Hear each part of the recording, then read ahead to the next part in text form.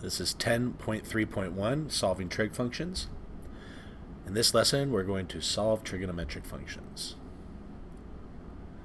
Now, when we're solving them, what we need to do is we need to pay attention to that input or the domain of our function. The main reason is because when you plug something in, you just want to make sure it's not undefined. That's effectively what this says. It just says, hey, you might be able to get something that's undefined. You just need to be careful for that. Then, for these other pieces, it's saying that instead of, and this will make a little bit more sense later, but for tangent and cotangent, your period is pi instead of 2 pi. And so it just makes it a little bit easier for us if we write it as pi instead of 2 pi. So this says the cosecant of 1/3 x minus pi equals radical 2. Okay, I don't know cosecant. I didn't memorize that on the unit circle, but I did memorize sine. So I'm going to rewrite this as sine, and if I do that, you have to flip it. That's 1 over root 2, which is radical 2 over 2. I'm just going to just say that, right? Because if you rationalize it, you get radical 2 over 2. So now you sine inverse to both sides. So the sines cancel out. You get 1/3 x minus pi equals sine inverse of radical 2 over 2.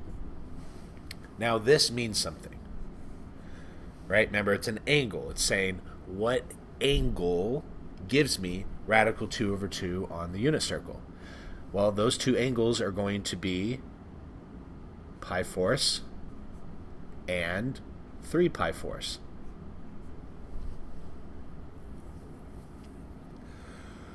Now the problem from there is when we have our unit circle, here's my pi force, I can keep going around it again and again and again and again and again and again. I could keep going around it forever and ever and ever. I could also go in the negative direction as well. So the way mathematically we say you can keep going around the unit circle like that is plus 2 pi k. That's how we say that mathematically. This is important. This means all coterminal angles. That's really important for this piece. And then k is an integer. So that means, k equals 0, 1, 2, -1, -2, etc., etc. And it can go on forever. And so we're also going to say this is plus 2 pi k. Now I'm going to add pi. Now it's combined like terms. I can't add the pi with the 2 pi k. There's that k variable there, so that doesn't combine together. So pi plus pi force is 5 pi force. And then pi plus 3 pi force is 7 pi force. Then I can multiply everything by 3. Now this, because I'm multiplying everything by 3, I can multiply the 2 pi k by it. Because I can multiply that by 3. There's no combining like terms and stuff. So this is 15 pi force plus 6 pi k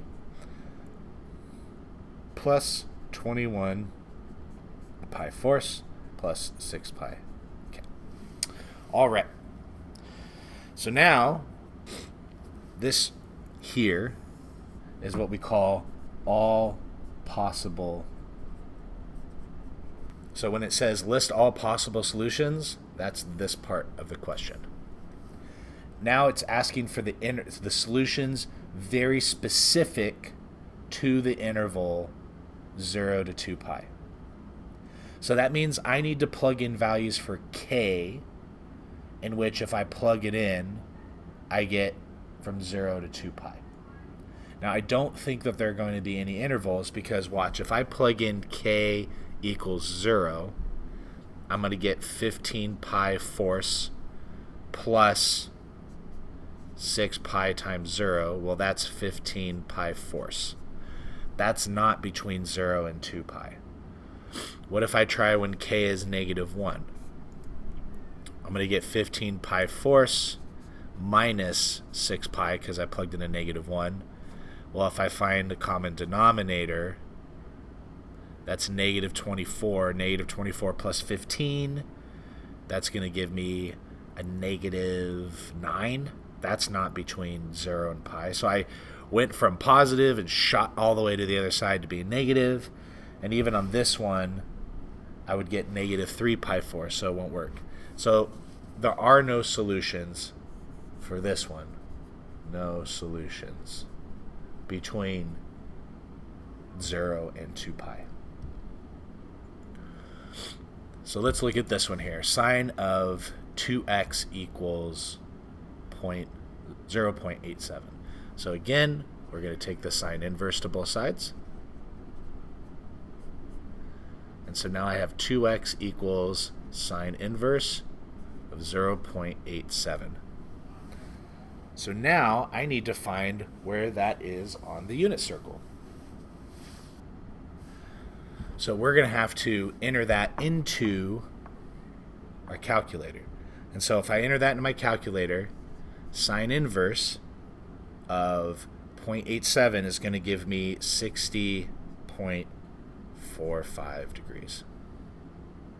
Now I'm going to say plus. Now because the interval is 360, I'm not going to do 2 pi. I'm going to have to say plus 360k.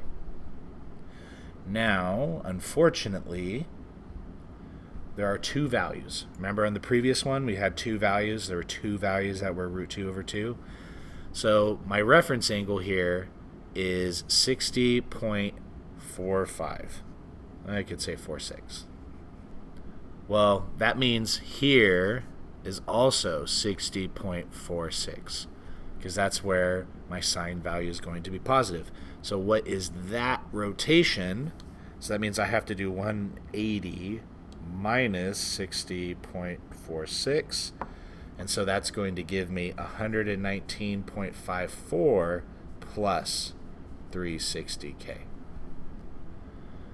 Then from there, I can get x by itself. So I can divide everything by 2.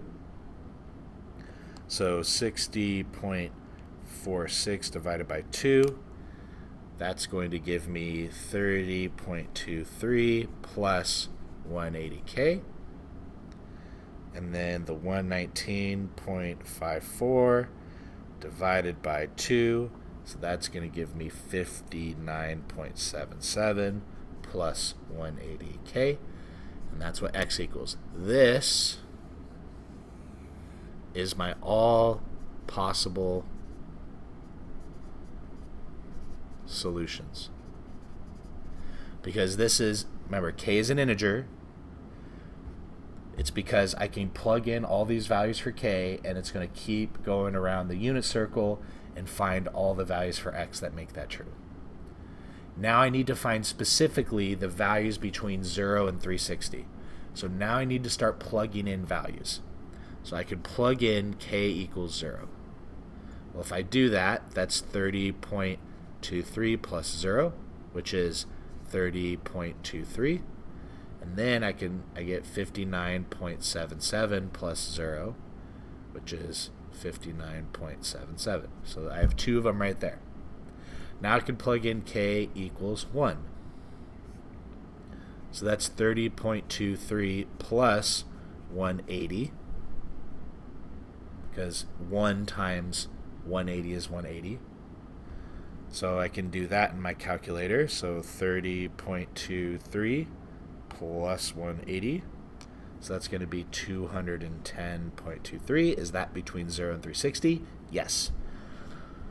And then for the other one, I get 59.77 plus 180. So 59.77 plus 180. So that's 239.77. Is that between 0 and 360? Yes.